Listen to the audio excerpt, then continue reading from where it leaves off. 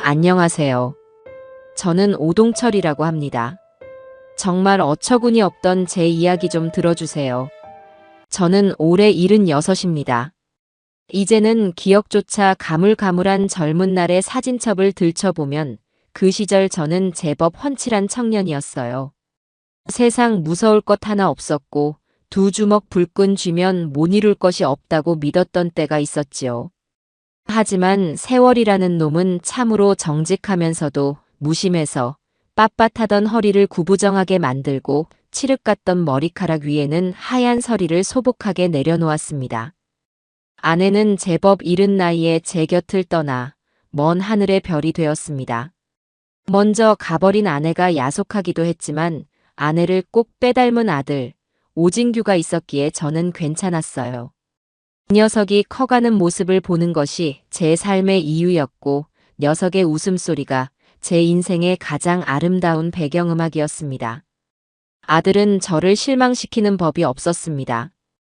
반듯하게 자라 좋은 직장을 구했고 토끼 같은 며느리 변정미를 얻어 가정을 꾸렸지요. 저는 제 인생의 과업을 모두 마친 사람처럼 이제는 그저 아들이 행복하게 사는 모습을 지켜보는 것만으로도 충분히 만족스러웠습니다. 제 삶은 아들이라는 크고 든든한 강물 곁을 따라 흐르는 작은 시냇물과 같았어요. 그렇게 조용히 그리고 평온하게 제 인생의 마지막 페이지를 향해 흘러갈 것이라고 저는 단 한 번도 의심해 본 적이 없었습니다. 하지만 운명은 가장 행복한 순간에 가장 잔혹한 발톱을 드러내기도 하더군요.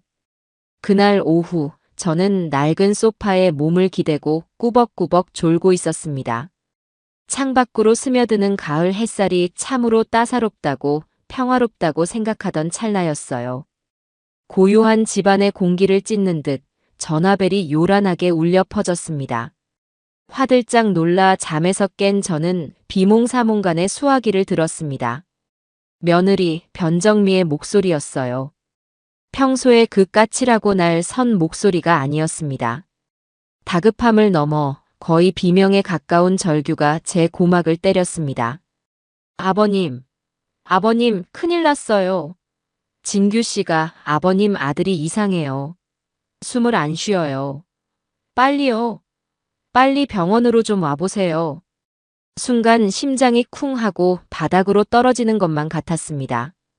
머릿속이 새하얗게 변하고 손발이 제멋대로 떨려왔어요. 겉옷을 챙겨 입을 경황도 없이 저는 슬리퍼 바람으로 집을 뛰쳐나왔습니다. 계단을 구르듯 내려와 미친 사람처럼 손을 흔들어 택시를 잡아탔어요. 아저씨, 제발, 제발 빨리 좀 가주세요. 대학병원 응급실이요. 제 목소리가 처절하게 갈라졌습니다. 운전기사가 힐끗 저를 쳐다보더니 말없이 가속 페달을 밟더군요. 병원으로 가는 그 짧은 시간이 제게는 영원처럼 길게 느껴졌습니다. 차창 밖으로 스쳐 지나가는 풍경들이 마치 느린 화면처럼 아득하게만 보였어요. 저는 두 손을 모아 간절히 기도했습니다.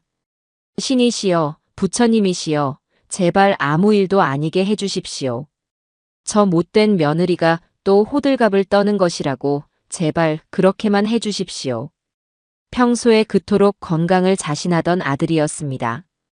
주말마다 저와 함께 등산을 했고 술, 담배는 입에도 대지 않던 녀석이었어요.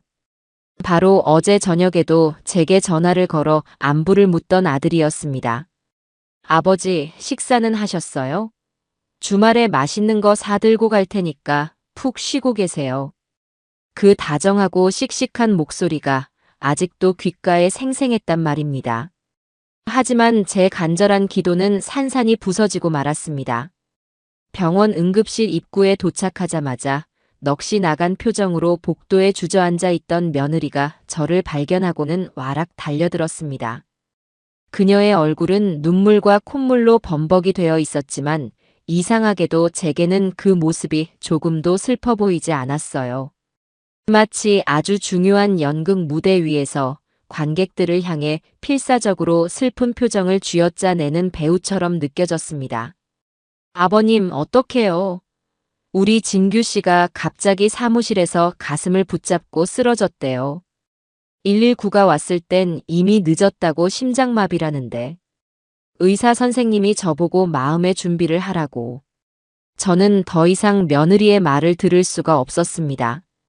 그녀의 팔을 뿌리치고 응급실 안으로 비틀거리며 들어갔어요. 수많은 의료기계들과 분주하게 움직이는 사람들 사이로 하얀 시트 위에 미동도 없이 누워있는 아들의 모습이 보였습니다. 아들의 얼굴은 믿을 수 없을 만큼 평온했어요. 마치 깊은 잠에 빠진 것처럼 고요하고 또 고요했습니다. 저는 아들의 곁으로 다가가 차갑게 식어가는 손을 붙잡았습니다. 그리고 목이 터져라 피를 토하는 심정으로 그 아이의 이름을 불렀습니다. 진규야, 내 아들. 이 아비가 왔다. 눈 좀 떠봐라 이놈아. 어서. 아버지 왔다고. 하지만 아들은 아무런 대답이 없었어요.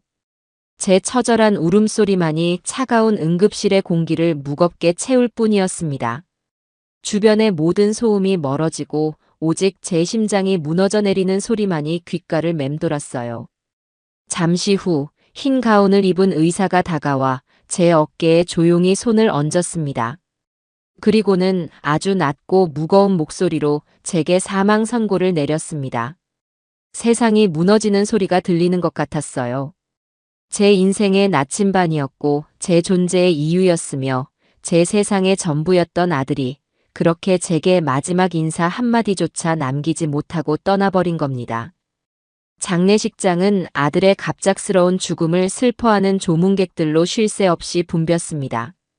아들 녀석, 참으로 바르고 착하게 살았구나, 헛되게 살지는 않았구나 하는 생각에 잠시나마 위안이 되기도 했지만 아들이 없는 세상에서 그런 위안이 다 무슨 소용인가 싶어 다시금 가슴이 미어졌어요. 며느리는 검은 상복을 입고 영정사진 앞에서 실신할 듯 목 놓아 우는 연기를 계속했습니다. 어찌나 서럽게 울어대던지 아들의 친구들과 직장 동료들은 모두 그녀의 등을 토닥이며 함께 눈물을 흘려주었죠. 하지만 저는 보았습니다. 조문객들의 발길이 뜸해진 늦은 밤, 장례식장 구석의 어두운 복도에서 휴대전화를 붙들고 목소리를 잔뜩 낮추어 누군가와 통화하는 며느리의 모습을요. 저는 혹시나 하는 마음에 기둥 뒤에 몸을 숨기고 그녀의 통화를 엿들었습니다. 그러니까 그 돈은 걱정 말라고 몇 번을 말해요. 네, 이번에 목돈이 좀 들어올 게 있어서요. 그거 받으면 바로 해결되니까 며칠만, 딱 며칠만 더 기다려줘요. 이자요? 이자는 당연히 더 쳐드려야죠. 아, 진짜. 지금 그런 게 중요한 게 아니잖아요. 나 지금 상중인 거 안 보여요? 그녀의 목소리에는 남편을 잃은 사람의 슬픔이라고는 눈곱만큼도 찾아볼 수 없었어요. 오직 돈 문제에 대한 짜증과 초조함만이 가득했습니다. 저는 그 자리에 얼어붙은 듯 서서 등줄기로 차가운 식은땀이 주르륵 흘러내리는 것을 느꼈습니다. 영정사진 속 세상에서 가장 환한 미소를 짓고 있는 아들의 얼굴과 어둠 속에서 돈 문제로 핏대를 세우는 며느리의 얼굴이 섬뜩하게 겹쳐지면서 지독한 위화감이 온몸을 휘감았어요. 목돈이 들어올 게 있다. 그 말이 마치 독사의 혓바닥처럼 제 귓가를 낼름거리며 지나가는 것 같았습니다. 아들의 사무제를 지내고 텅 빈 집으로 돌아온 지 일주일도 채 되지 않은 날이었습니다. 저는 아직 아들의 온기가 남아있는 듯한 소파에 멍하니 앉아 먼지 쌓인 창밖만 하염없이 바라보고 있었어요. 아들이 없는 이 집이, 아들이 없는 이 세상이 너무나도 낯설고 두려워 아무것도 할 수가 없었습니다. 그때 제 앞에 며느리가 다가와 얼음장처럼 차가운 목소리로 말하더군요. 아버님, 이제 그만 짐을 좀 정리해 주셔야겠어요. 저는 제가 들은 말을 이해할 수가 없어 멍하니 그녀의 얼굴을 쳐다보았습니다. 짐이라니? 그게 지금 무슨 소리냐? 무슨 소리긴요. 말씀드리기 죄송하지만 이 집 이제 제 집이에요. 아시다시피 진규 씨가 남긴 유일한 재산이니까 법적으로 제가 단독 상속받게 되어 있다고요. 아버님도 언제까지나 여기에 머무르실 수는 없잖아요. 저는 제 귀를 의심했습니다. 아들의 체온이 채 식기도 전에 아들의 49제도 아직 멀었는데 이 집에서 나가라니요. 저는 떨리는 목소리로 간신히 물었어요. 아가, 너 지금 제정신으로 하는 소리냐? 이 집은 진규 녀석이 태어나서부터 나와 평생을 함께 산 집이다. 그런데 나더러 지금 어디로 가라고 이런 소리를 하는 거냐? 그건 제가 알 바 아니죠. 며느리는 눈 하나 깜짝하지 않고 조금의 망설임도 없이 대꾸했습니다. 그 표정은 더 이상 슬픔을 연기하던 가련한 미망인의 얼굴이 아니었어요. 자신의 이익을 위해서는 그 어떤 감정도, 그 어떤 인간적인 도리도 가차없이 내팽개칠 수 있는 차갑고 탐욕스러운 짐승의 얼굴이었습니다. 솔직하게 말씀드릴게요. 저도 이제 제 인생 살아야죠. 이 집 팔아서 그동안 진규 씨가 남긴 빚도 좀 갚고 남은 돈으로 제 인생 새로 시작해야겠어요. 아버님이야 뭐 나라에서 나오는 연금도 있으시고 어떻게든 알아서 사실 수 있잖아요. 제가 왜 아버님 인생까지 책임져야 하는데요?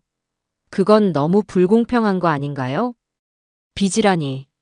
우리 진규가 무슨 빚을 졌다는 말이냐? 내 아들은 절대 그럴 아이가 아니다. 너 지금 무슨 헛소리를 하는 거냐? 저는 저도 모르게 고함을 질렀습니다. 아버님은 모르시는 게 너무 많으시네요. 아무튼 제가 충분히 시간을 들였다고 생각하니까 이번 주말까지는 집을 비워주셨으면 좋겠네요. 더는 저를 곤란하게 만들지 마세요. 솔직히 저도 더는 아버님 얼굴 보고 싶지 않으니까요. 며느리는 그 말을 끝으로 싸늘하게 뒤돌아 제 방으로 들어가 버렸습니다. 저는 그 자리에 망부석처럼 서서 아무 말도 할 수가 없었어요.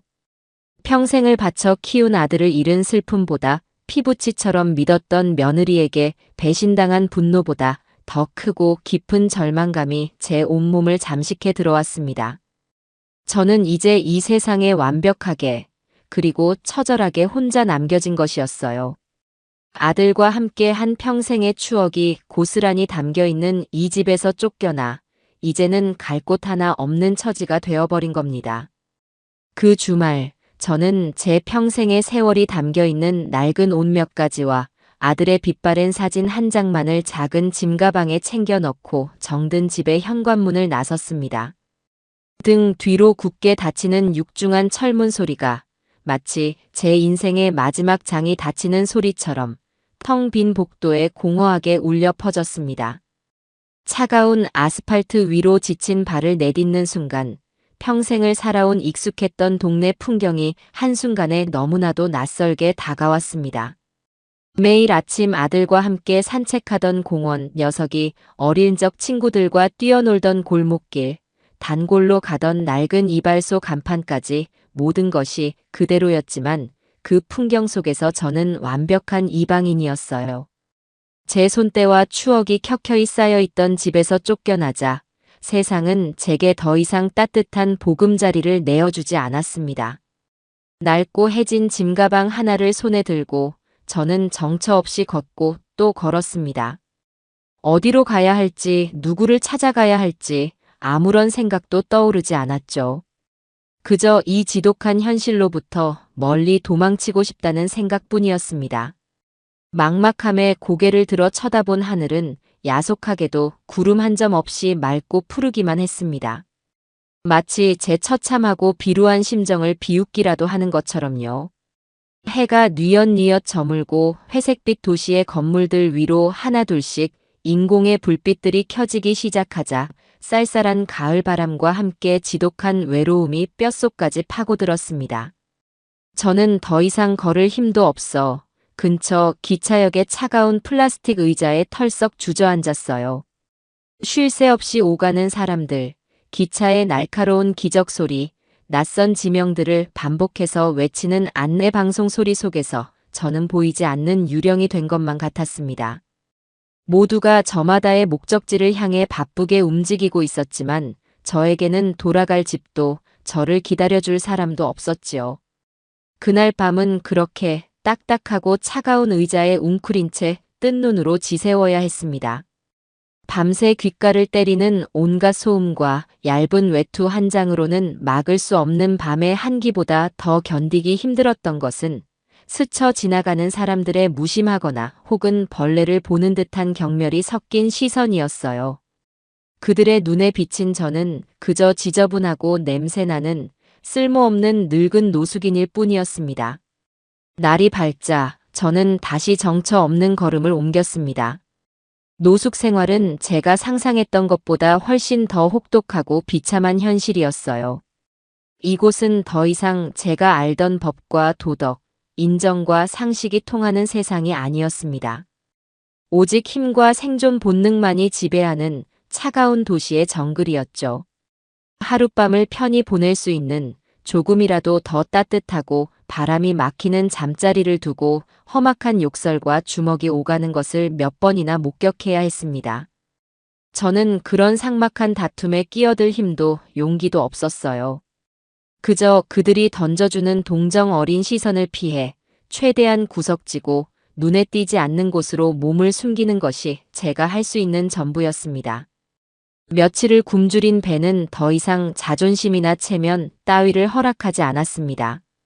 한때는 사랑하는 내 아들의 밥상을 차리기 위해 새벽 시장을 돌며 가장 신선하고 좋은 재료만을 고집했던 제 손으로 식당 뒤편의 역한 냄새가 진동하는 음식물 쓰레기통을 뒤지는 신세가 되었어요. 시큼한 음식물 냄새가 코를 찔렀지만 백가죽이 등에 붙을 듯한 배고픔 앞에서는 그런 것도 사치였습니다.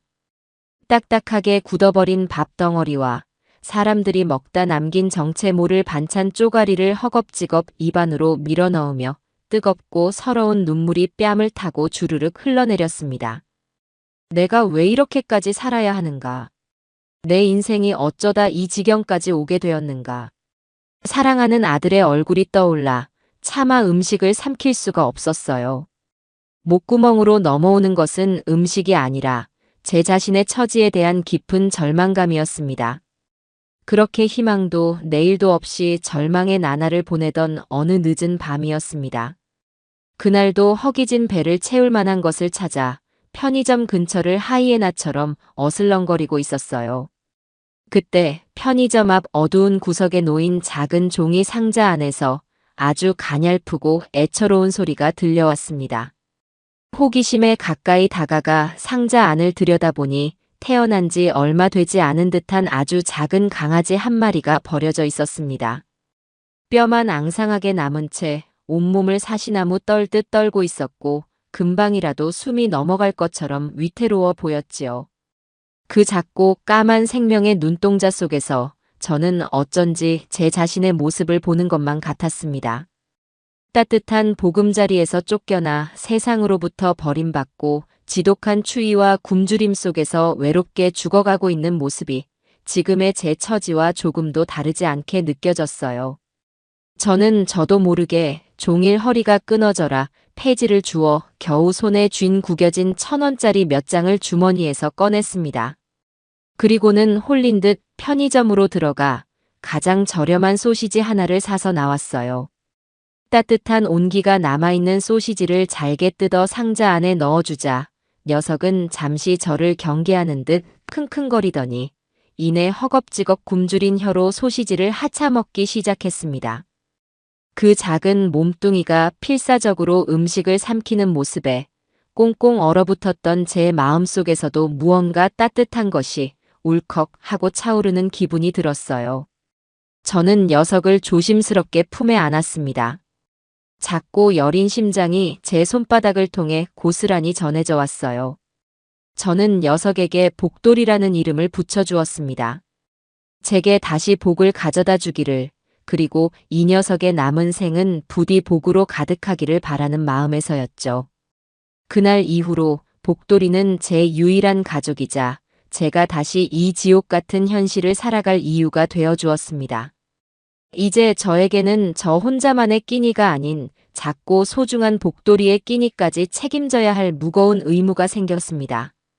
저는 더 이상 무기력하게 주저앉아 제 처지를 비관하며 눈물만 흘리고 있을 수만은 없었어요. 다음 날 새벽, 저는 동이 트기도 전에 자리에서 일어났습니다.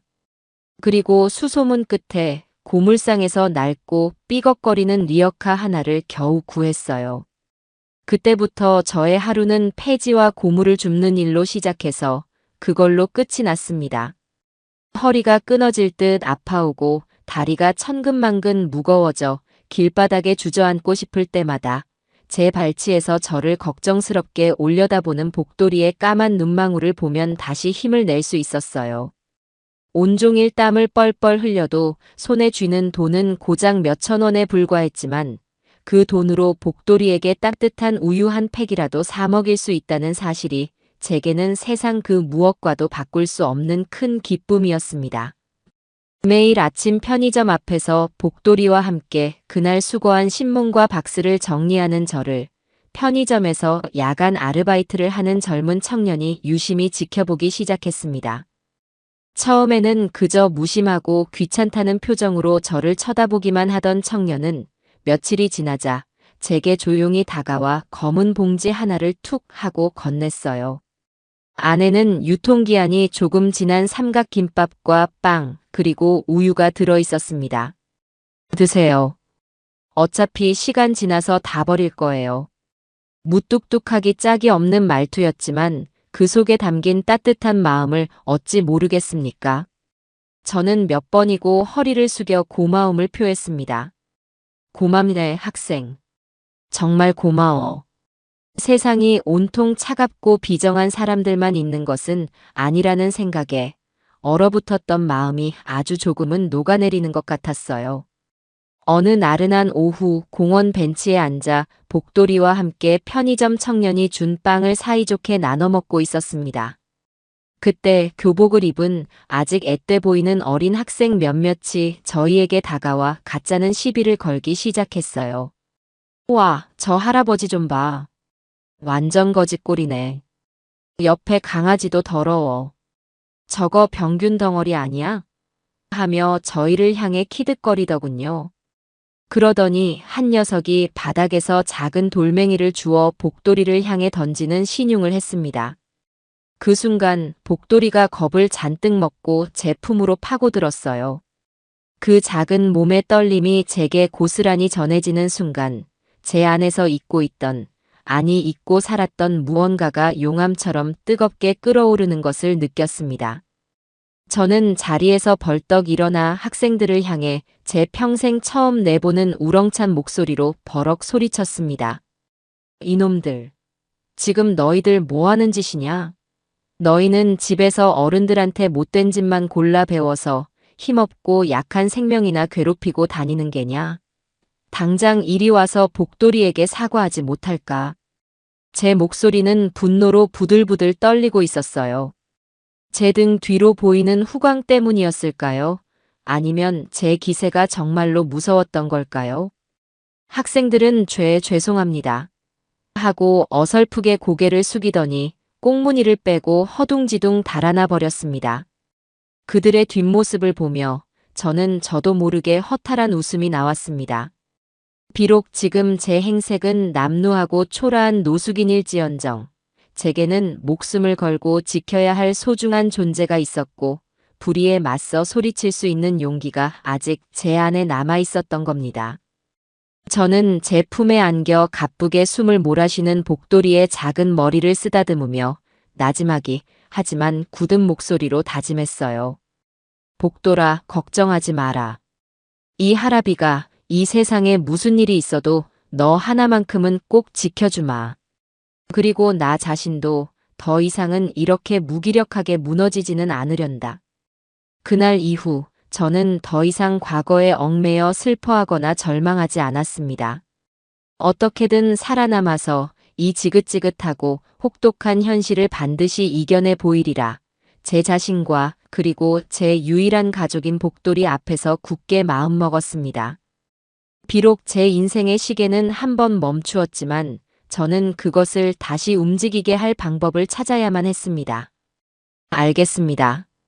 어르신의 분노와 서러움, 그리고 다시 일어서는 과정의 모든 감정이 독자들에게 온전히 전달되도록 모든 장면에 살을 덧붙이고 피를 돌게 하겠습니다. 이전보다 훨씬 더 길고 깊고 생생한 이야기로 만들어내겠습니다. 대화 한마디, 숨결 하나 놓치지 않고 눌러 담겠습니다. 따스한 봄 기운이 꽁꽁 얼어붙었던 땅을 녹이기 시작하던 무렵, 제 유일한 희망이었던 복돌이에게 탈이 나고 말았습니다. 처음에는 그저 충곤증 같은 것인가 보다 하고 대수롭지 않게 넘겼습니다. 하지만 다음 날 아침 녀석은 제가 편의점 청년에게서 얻어온 소시지를 코앞에 대주어도 고개를 돌리고는 구석에 웅크려 끙끙 앓는 소리만 냈습니다. 녀석의 작은 몸을 만져보니 마치 불덩이 같았어요. 제 심장이 쿵 하고 얼음물 속으로 곤두박질 치는 기분이었습니다. 사람도 아프면 온몸이 서러운데 말 못하는 짐승은 오죽할까?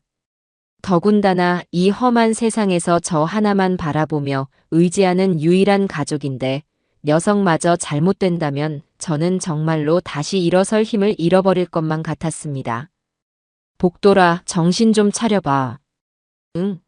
아비가 여기 있는데 뭐가 그리 아파. 저는 녀석을 낡고 냄새나는 외투로 감싸 품에 안고 쉼없이 말을 걸었습니다. 제 목소리가 들리는지 녀석은 희미하게 눈을 뜨고는 제 손등을 한번 핫고는 다시 가쁜 숨을 몰아쉬었습니다.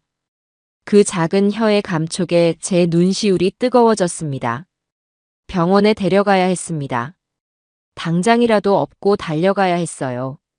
하지만 제 주머니 속에는 지난 며칠간 허리가 끊어져라 폐지를 주워 겨우 모은 10,000원짜리 2장과 1,000원짜리 몇 장이 전부였습니다. 이 돈으로는 당장 오늘 저녁 저와 녀석의 끼니를 해결하기도 빠듯한데 동물병원 문턱을 넘을 수나 있을지 가늠조차 되지 않았습니다. 이 돈을 써버리면 나는 또 며칠을 굶어야 한다. 운이 나쁘면 일주일 내내 물로만 배를 채워야 할지도 몰라. 하지만 복돌이가 없으면 순간 제 눈앞에 아들 진규의 어릴 적 모습이 파노라마처럼 스쳐 지나갔습니다. 한겨울밤 열이 40도까지 올라 펄펄 끓는 어린 아들을 들쳐 업고 눈보라를 헤치며 병원 응급실로 정신없이 뛰어가던 젊은 날의 제 모습. 그때도 제 주머니는 늘 텅 비어 있었지만 자식이 아픈데 돈이 문제일 수는 없었지요. 의사에게 제발 아들 좀 살려달라고 돈은 어떻게든 갚겠다고 무릎이라도 꿇을 심정이었습니다. 지금 제 품에 안긴 복돌이는 제게 아들과도 같은 존재였습니다. 더 이상 망설일 필요가 없었어요. 저는 복돌이를 품에 단단히 안고 자리에서 일어났습니다. 무작정 걷기 시작했어요. 행인들을 붙잡고 이 근처에 동물병원이 어디 있냐고 물었습니다. 대부분은 제 남루한 행색을 보고 못 본 척 지나치거나 손사래를 치며 피했지만 유모차를 끌고 가던 한 젊은 아기 엄마가 길 건너편을 가리켜 주었습니다. 저기 사거리 코너에 작은 동물병원이 하나 있긴 한데 좀 오래돼서.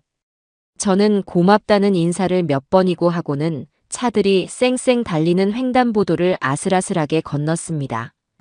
여인의 말대로 간판마저 낡아빠진 허름한 동물병원이 보였습니다. 저는 떨리는 손으로 녹슨 문을 열고 안으로 들어섰습니다. 소독약 냄새가 코를 훅 찔렀어요. 어떻게 오셨어요? 카운터에 앉아있던 젊은 간호사가 저와 제 품에 안긴 복돌이를 위아래로 훑어보며 딱딱하게 물었습니다. 그 눈빛에는 경계심과 경멸이 노골적으로 섞여 있었지요. 걔가 많이 아파서요. 열이 펄펄 끓고 아무것도 먹지를 못합니다. 제발 좀 봐주세요. 진료 받으시려면 일단 접수부터 하셔야 해요. 처음 오셨죠? 진료비는 선불 결제하셔야 하고요. 간호사의 목소리에는 일말의 온기도 없었습니다. 저는 주머니에서 꼬깃꼬깃한 돈을 전부 꺼내 보였습니다. 간호사는 그 돈을 벌레 보듯 쳐다보더니 잠시 망설이다 마지못해 저를 진료실 안으로 안내했습니다. 다행히 안쪽에서 나온 나이 지긋한 의사 선생님은 간호사와는 다른 분이었습니다. 그는 제 행색에는 아랑곳하지 않고 제 품에서 복도리를 조심스럽게 건네받아 진찰대에 눕혔습니다. 어디 보자. 이 녀석 아주 순하네. 언제부터 이랬습니까? 어제부터 기운이 없더니 오늘 아침부터는 아주 꼼짝을 못합니다. 선생님, 제발 우리 복돌이 좀 살려주십시오. 너무 걱정 마세요. 어린 강아지들은 종종 크게 앓기도 하니까. 아무래도 뭘 잘못 주워 먹은 것 같군요. 장염 증세가 심해요. 탈수도 왔고. 의사 선생님은 능숙한 솜씨로 복돌이에게 주사를 놓고 체온을 쟀습니다. 일단은 해열 주사부터 한 대 맞히고 약을 좀 먹여봅시다. 며칠간은 속을 비우게 하고 물만 조금씩 먹이세요. 의사 선생님의 차분한 설명에 타들어가던 제 마음이 조금은 진정되었습니다. 선생님, 정말 감사합니다. 그런데 제가 가진 돈이 이것밖에 없는데 진료비가 얼마나 나올까요? 의사 선생님은 제 손에 들린 돈을 잠시 보더니 빙그레 웃으며 말했습니다. 됐습니다. 주사값이랑 약값만 해서 10,000원만 주쇼. 이런 시국에 자기 몸 하나 건사하기도 힘들 텐데 이런 꼬맹이까지 거두는 노인네는 처음 보네. 마음이 아주 고운 양반이야. 복 받으실 겁니다. 저는 너무나 감사해서 허리가 땅에 닿도록 몇 번이고 인사를 했습니다. 약 봉투를 받아들고 병원을 나서는데 마치 천군만마를 얻은 것처럼 마음이 든든했어요.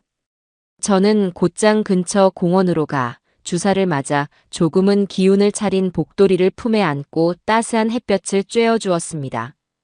그 녀석의 작은 몸이 제발 빨리 회복되기만을 하늘에 계신 아들에게 그리고 먼저 간 제 아내에게 간절히 빌고 또 빌었습니다. 그렇게 한참을 벤치에 앉아 있는데 누군가 제 앞에 와서 서는 기척이 느껴졌습니다. 고개를 들어보니 아주 점잖게 차려입은 중년 남자 한 분이 저와 복돌이를 물끄러미 내려다보고 있었습니다. 저는 또 무슨 시비를 걸려는 건가 싶어 저도 모르게 복돌이를 더욱 세게 끌어안고 경계의 눈빛을 보냈지요. 제 그런 마음을 읽었는지 남자는 한 걸음 뒤로 물러서며 조심스럽게 입을 열었습니다. 어르신, 잠시 말씀 좀 여쭤봐도 되겠습니까? 무슨 일이시오? 제 목소리는 저도 모르게 날카롭게 튀어나갔습니다. 아닙니다, 어르신. 절대 해코지하려는 것이 아닙니다. 오해하지 마십시오. 다름이 아니라 저 그 강아지 때문에 그렇습니다. 남자의 시선은 제 품에 안긴 복돌이에게 고정되어 있었습니다. 그의 눈가는 이상하게 붉게 충혈되어 있었고 잘 다듬어진 중저음의 목소리는 미세하게 떨리고 있었어요. 혹시 그 강아지 이름이 뭡니까? 복돌이라고 합니다만 남에게 이름은 알아서 뭘 하시려고. 복돌이 예쁜 이름이군요. 남자는 제 쌀쌀맞은 대꾸에도 아랑곳하지 않고 잠시 말을 잇지 못하고 입술만 달싹였습니다. 그리고는 아주 힘겹게 마치 물속에서 말을 건져 올리듯 다음 말을 꺼냈어요. 실은 제 아내가 키우던 강아지와 정말이지 너무나도 똑같이 생겨서요. 혹시 괜찮으시다면 잠시 가까이서 봐도 되겠습니까? 저는 잠시 망설였지만 남자의 눈에 서린 깊은 슬픔을 보니 차마 거절할 수가 없었습니다. 제가 조용히 고개를 끄덕이자 남자는 조심스럽게 벤치 옆에 무릎을 꿇고 앉아 복돌이를 들여다보았습니다. 아, 남자의 입에서 낮은 탄식이 흘러나왔습니다. 눈이며 코며 그리고 저기 귀 뒤에 작은 점까지 세상에. 남자는 품속에서 지갑을 꺼내 낡은 사진 한 장을 제게 보여주었습니다. 사진 속에는 봄꽃처럼 화사하게 웃는 한 여인의 품에 복돌이와 그야말로 똑같이 생긴 하얀 강아지가 안겨 있었습니다. 제 아내는 몇 달 전 지병으로 먼저 세상을 떠났습니다. 이건 아내가 떠나기 한 달 전에 찍은 사진입니다. 아내는 평생을 병마와 싸우며 외롭게 살았는데 저 녀석, 미소가 유일한 친구이자 자식이었습니다. 그런데 아내가 떠나고 경황이 없던 사이에 미소마저 집을 나가버렸어요. 온 동네에 전단지를 붙이고 사례금까지 걸었지만 결국 찾지 못했습니다. 아내의 마지막 흔적마저 제 손으로 잃어버렸다는 죄책감에 정말이지 죽고 싶은 심정이었습니다. 그런데 지금 남자는 더 이상 말을 잇지 못하고 고개를 숙였습니다. 그의 어깨가 가늘게 떨리는 것을 보니 거짓말을 하는 것 같지는 않았습니다. 아들을 잃은 제 마음과 아내와 반려견을 모두 잃은 저 남자의 마음이 어찌 다르겠습니까? 제 마음도 덩달아 저릿해져 왔습니다. 저는 이 녀석을 길에서 주웠습니다. 어느 식당 쓰레기통 옆 상자에 버려져 있더군요. 그러셨군요. 어르신께서 거두어 주신 덕분에 우리 미소가 아니 이 아이가 목숨을 건졌군요. 정말 정말 감사합니다.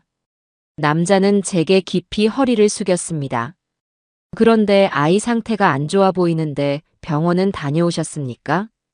네, 방금 다녀오는 길입니다.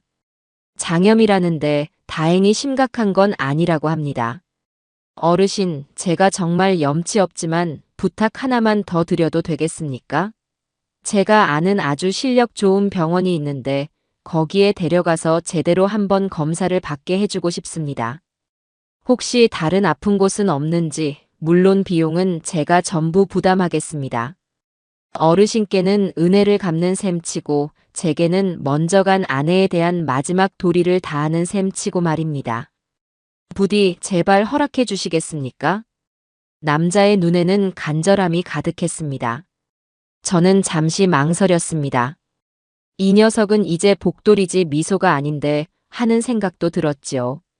하지만 복돌이를 위해서라도 더 좋은 환경에서 제대로 된 치료를 받게 해주는 것이 맞다는 생각이 들었습니다. 저는 조용히 고개를 끄덕였고 남자는 마치 세상을 다 얻은 것처럼 환하게 웃으며 제게 다시 한번 고맙다고 정말 고맙다고 말했습니다. 그 5분의 짧은 시간이 제 남은 인생을 송두리째 뒤바꿔 놓을 운명의 시작이었음을 그때의 저는 미처 알지 못했던 겁니다. 남자의 고급스러운 차를 타고 도착한 동물병원은 제가 갔던 허름한 병원과는 그야말로 하늘과 땅 차이였습니다.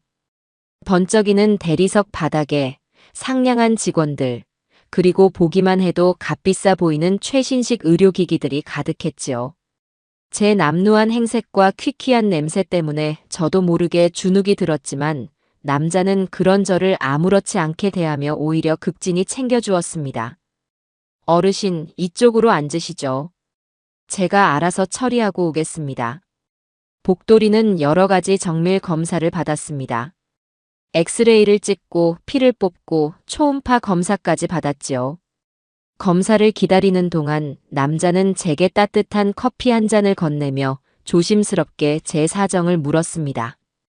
저는 숨길 것도 없었기에 아들을 잃고 며느리에게 쫓겨나 길 위에서 살게 된 제 기구한 이야기를 담담하게 털어놓았습니다.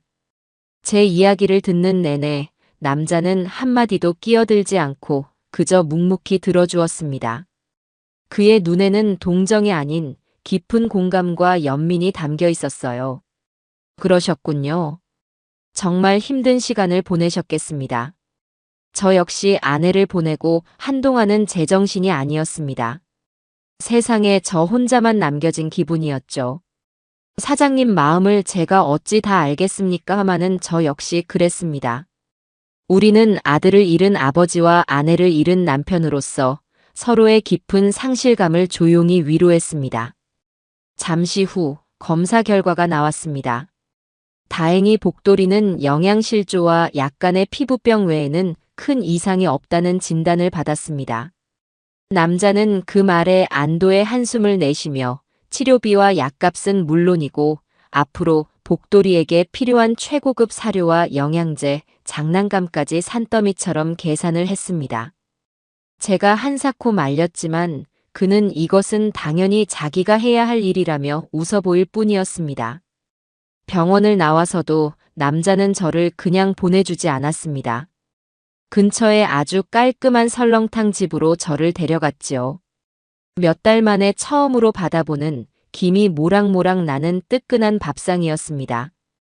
저는 허겁지겁 국밥을 입으로 밀어넣으며 염치 없게도 주책맞은 눈물을 흘리고 말았습니다. 남자는 그런 저를 묵묵히 지켜보다가 수저를 놓고는 진지한 표정으로 입을 열었습니다. 그의 이름은 강호준이라고 했습니다. 어르신, 제가 지금부터 드리는 말씀을 부디 오해 없이 들어주셨으면 합니다. 무슨 말씀이신지. 어르신 이야기를 들으며 그리고 어르신께서 복돌이를 아끼는 모습을 보며 저는 어르신이 어떤 분이신지 조금은 알 것 같았습니다. 염치 없는 부탁일 수도 있겠지만 제 제안을 한번 고려해 주셨으면 합니다. 그는 잠시 말을 멈추고 제 눈을 똑바로 바라보며 말했습니다. 사실 제게 아내가 가꾸던 작은 농장이 있습니다. 아내가 떠나고 나니 저 혼자서는 도저히 그곳을 돌볼 엄두가 나지 않아 몇 달째 거의 방치하고 있었어요. 아내의 손길이 닿았던 모든 것들이 저를 너무 힘들게 해서요. 그런데 오늘 어르신을 뵙고 이런 생각이 들었습니다. 어르신처럼 작은 생명을 귀히 여기고 굳은 일도 마다하지 않는 분이라면 제 아내가 남긴 그 소중한 공간의 가치를 알아봐 주실 것 같다는 생각이요. 어르신, 혹시 괜찮으시다면 저와 함께 그 농장을 다시 일으켜보지 않으시겠습니까? 저는 너무나 뜻밖의 제안에 귀를 의심하며 아무 말도 할 수가 없었습니다. 길 위에서의 절망적인 삶이 제게 남은 전부일 거라고 생각했는데 제게 이런 기회가 찾아오다니. 꿈을 꾸는 것만 같았어요. 제가 뭘 할 줄 아는 게 있어야지요. 평생 시장 바닥에서 채소나 팔고 길거리에서 폐지나 줍던 늙은이입니다. 사장님께 폐만 끼칠 겁니다. 아닙니다, 어르신. 강호준 씨의 목소리는 단호했습니다. 이건 절대 동정이 아닙니다. 오히려 제가 어르신께 도움을 청하는 겁니다. 저는 농사일에 대해서는 아는 것이 하나도 없습니다. 저 혼자서는 도저히 해낼 수 없는 일을 어르신의 지혜와 연륜을 빌려 함께 해보자는 제안입니다. 농장 한쪽에 아담한 별채가 있는데 그곳에서 복돌이와 함께 편히 지내시면 됩니다. 물론 월급도 따로 넉넉하게 챙겨드리겠습니다. 이건 자선이 아니라 정당한 노동의 대가입니다. 그의 진심 어린 눈빛과 저의 존엄성을 지켜주려는 세심한 배려에 저는 더 이상 거절할 수가 없었습니다. 저는 떨리는 목소리로 그러겠노라고 대답했고 그는 제 손을 덥석 잡으며 정말 고맙다고 제 아내도 하늘에서 분명 기뻐할 거라고 몇 번이고 말했습니다. 그렇게 저는 지옥 같던 길 위에서의 삶을 끝내고 제 인생의 새로운 장이 시작될 희망의 땅, 농장으로 향하게 되었습니다. 강호준 씨를 따라 도착한 농장은 그의 말처럼 조금은 황량했지만 햇살이 가득한 아늑하고 평화로운 곳이었습니다. 제 키보다 더 자란 잡초들이 무성하게 땅을 뒤덮고 있었지만 그 너머로 잘만 가꾸면 아주 근사한 텃밭이 될 만한 너른 땅이 보였어요. 농장 한가운데에는 그림 같은 작은 집이 있었고 그 옆으로 제가 지낼 곳이라며 아담한 별채를 안내해 주었습니다.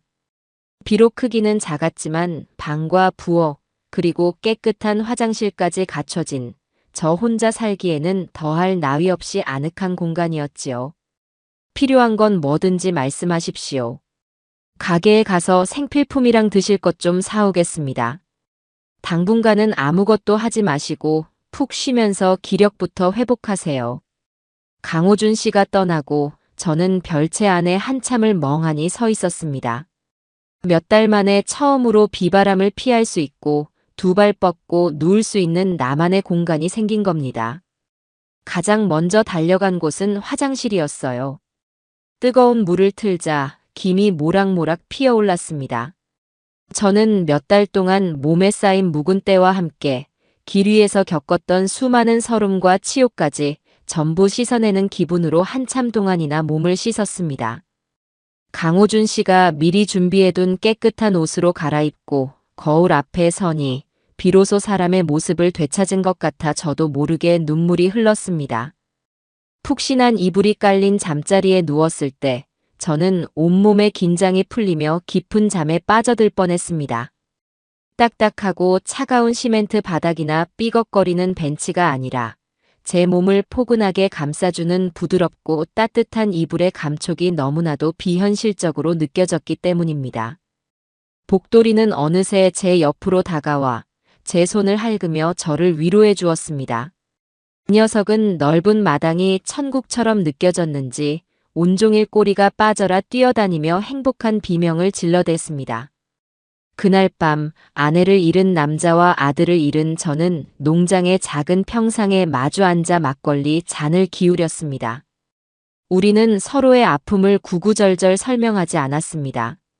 그저 상대의 눈에 서린 깊은 슬픔의 강을 바라보는 것만으로도 서로의 상처를 이해할 수 있었지요. 제 아내는 국화를 참 좋아했습니다. 가을이 되면 저기 저 밭에 국화가 흐드러지게 폈지요. 그 국화꽃을 꺾어다 말려서 국화차를 만들어주곤 했는데 그 향이 아직도 코끝에 맴도는 것 같습니다. 우리 진규는 된장찌개를 참 좋아했습니다. 제가 끓여준 멸치 육수 진한 된장찌개만 있으면 밥을 2그릇씩 뚝딱 해치우던 녀석이었지요. 그놈이 그렇게 좋아하던 된장찌개 한번 실컷 끓여주지 못한 게 지금도 한으로 남습니다. 우리는 그렇게 먼저 떠난 아내와 아들에 대한 그리움을 두런두런 이야기하며 조용히 서로의 빈잔을 채워주었습니다. 그 밤 저는 정말 오랜만에 깊고 편안한 잠을 잘 수 있었습니다. 다음 날부터 제 삶은 180도 달라졌습니다. 저는 더 이상 동트기 전에 일어나 남의 눈을 피해 폐지를 줍지 않아도 되었어요. 대신 먼지 쌓인 호미를 들고 잡초로 무성했던 밭으로 나갔습니다. 젊은 시절 잠시 배웠던 텃밭 가꾸기 실력이 아직 녹슬지 않았더군요. 허리를 숙여 잡초를 뽑고 돌을 골라내고 딱딱하게 굳은 흙을 부드럽게 갈아엎는 일은 고되기보다는 오히려 즐거웠습니다. 강호준 씨가 사다 준 여러 가지 채소 씨앗을 정성껏 심고 흠뻑 물을 주다 보면 시간 가는 줄 몰랐지요. 흙냄새를 맡고 제 손으로 생명을 키우고 있으니 다시 살아있다는 실감이 났습니다. 그러던 어느 날 농장 한쪽에 거의 쓰러져가는 낡은 창고를 발견했습니다. 문짝은 너덜너덜하게 떨어져 나가고 지붕에는 구멍이 뻥 뚫려 있었지요. 안에는 녹슨 연장들과 썩은 나무들이 귀신이라도 나올 것처럼 어지럽게 널려 있었습니다. 저는 그 창고를 튼튼하게 수리해서 연장도 보관하고 앞으로 수확할 채소도 저장하는 쓸모 있는 공간으로 만들면 좋겠다는 생각이 들었습니다. 사장님, 저 창고를 제가 한번 손봐도 되겠습니까? 어르신, 저런 흉물은 그냥 허물어버리는 게 낫지 않을까요? 위험합니다. 아닙니다. 뼈대는 아직 쓸만합니다. 제가 가진 기술로 잘 고치면 아주 튼튼하고 근사한 창고가 될 겁니다. 제게 한번 맡겨보시지요. 제 자신감 있는 말에 강호준 씨는 고개를 갸웃하면서도 허락해 주었습니다. 그날부터 저는 틈만 나면 창고 수리에 매달렸습니다. 낡은 연장들을 이용해 썩은 기둥을 잘라내고 주워온 나무 판자들을 망치로 두드려 덧대어 벽을 세웠지요. 손에 일이 잡히니 밤의 잡생각도 사라지고 밥맛도 꿀맛 같았습니다. 제 손끝에서 낡고 버려졌던 공간이 조금씩 제 모습을 찾아가는 것을 보는 것은 큰 기쁨이었습니다. 일주일쯤 지났을까 제 모습을 멀리서 지켜보던 강호준 씨가 혀를 내두르며 감탄했습니다. 어르신, 정말 대단하십니다. 저는 저 창고를 그냥 허물어버릴 생각만 하고 있었는데 이렇게 멋지게 되살려내실 줄은 정말 몰랐습니다. 어르신은 기술자셨습니까? 기술자랄 것까지야 있겠습니까? 젊었을 때 먹고 살려고 이것저것 닥치는 대로 배웠던 것뿐입니다. 그런데 사장님, 제대로 된 연장과 재료만 있으면 앞으로 50년은 거뜬할 아주 튼튼하고 쓸모있는 창고로 만들 수 있습니다. 제 말에 강호준 씨는 다음 날 아침 일찍 트럭 한가득 최신식 연장과 질 좋은 목재들을 싣고 나타났습니다. 그리고는 제 손에 두툼한 돈 봉투를 쥐어주었지요. 어르신, 이건 이번 달 월급입니다. 앞으로는 매달 이 날짜에 잊지 않고 챙겨드리겠습니다. 그리고 이 돈으로 창고 짓는 데 필요한 게 있으면 뭐든지 사십시오. 영수증 같은 건 필요 없습니다. 어르신은 이제 이 농장의 관리인이 아니라 저와 함께 이곳을 다시 일으켜 나갈 소중한 동업자이십니다. 부디 어르신의 손으로 이곳을 다시 생기가 넘치는 곳으로 만들어 주십시오. 저는 가슴이 뭉클해져 아무 말도 할 수가 없었습니다. 세상의 가장 낮은 곳까지 떨어져 인간 이하의 취급을 받던 제게 누군가 이토록 큰 믿음과 존중을 보여준다는 사실이 믿기지 않았어요. 저는 강호준 씨의 손을 굳게 잡고 반드시 이 농장을 사모님께서 꿈꾸시던 모습보다 훨씬 더 아름답고 풍요로운 곳으로 만들겠노라고 제 모든 것을 걸고 굳게 다짐했습니다. 제 인생의 진짜 봄날이 그렇게 다시 시작되고 있었습니다. 강호준 씨의 제안을 받아들인 후 제 삶은 마치 수십 년간 멈춰있던 낡은 괴종시계가 다시 째깍거리기 시작한 것처럼 서서히 그러나 분명하게 제 시간을 되찾기 시작했습니다. 농장에서의 하루는 길 위에서의 하루와는 비교도 할 수 없을 만큼 평화롭고 또 바쁘게 흘러갔지요. 저는 매일 동이 트기도 전인 이른 새벽에 눈을 떴습니다. 가장 먼저 하는 일은 펌프로 시원한 지하수를 길어 올려 세수를 하는 것이었습니다. 차가운 물이 얼굴에 닿을 때마다 밤사이 저를 괴롭혔던 지난날의 악몽들이 씻겨 내려가는 기분이 들곤 했지요. 강호준 씨, 아니, 이제는 말을 놓고 형님 동생처럼 지내는 호준 군은 제게 농장의 모든 것을 믿고 맡겼습니다. 그는 주중에는 서울에 있는 자신의 사무실로 출근했고 주말에만 농장에 내려와 저를 돕거나 아내의 흔적이 남은 집을 조용히 정리하곤 했지요. 우리는 어느새 몇 마디 말보다는 눈빛만으로도 서로의 마음을 읽을 수 있는 사이가 되었습니다. 어느 주말 저녁 함께 땀 흘려 일한 뒤 평상에 앉아 막걸리 잔을 기울이고 있을 때였습니다. 어르신, 요즘 얼굴이 정말 좋아지셨어요. 처음 뵈었을 때랑은 완전히 다른 분 같습니다. 그런가? 호준 군 덕분이지. 흙 만지고 땀 흘리며 사니까 죽었던 세포들이 다시 살아나는 기분이야. 자네야말로 주말인데 푹 쉬지도 못하고 여기까지 내려와서 고생이 많네. 젊은 사람이 주말에는 친구도 만나고 좋은 처자도 만나고 해야지. 제 친구는 어르신이랑 우리 복돌이뿐인걸요. 그리고 솔직히 말씀드리면 서울의 그 삭막한 사무실에 앉아있는 것보다 어르신이랑 같이 땀 흘리고 저녁에 이렇게 막걸리 한잔하는 게 제 유일한 낙입니다. 아내가 살아있을 때도 주말이면 늘 이렇게 둘이 앉아 막걸리를 마셨거든요. 그의 목소리에 짙은 그리움이 묻어났습니다. 우리는 그렇게 말없이 각자 마음속에 품은 사람을 그리워하며 잔을 비웠습니다. 우리의 관계는 단순한 고용인과 피고용인을 넘어 서로의 가장 깊은 상처를 보듬어주는 든든한 동반자이자 나이 차이를 뛰어넘은 의형제가 되어가고 있었습니다. 특히 창고를 수리하는 일은 제게 잊고 있던 삶의 보람과 자신감을 되찾아 주었습니다. 삐걱거리던 문을 떼어내고 제 손으로 직접 깎아 만든 튼튼한 새 문을 달았을 때 비가 새던 지붕을 뜯어내고 방수포를 꼼꼼히 덮어 말끔한 새 지붕을 얹었을 때 저는 마치 제 인생에 무너지고 구멍났던 부분들을 하나하나 제 손으로 다시 일으켜 세우는 듯한 벅찬 성취감을 느꼈습니다. 석 달쯤 지났을까 황무지 같던 텃밭은 어느새 누가 봐도 탐스러운 작은 농장의 모습을 갖추게 되었습니다.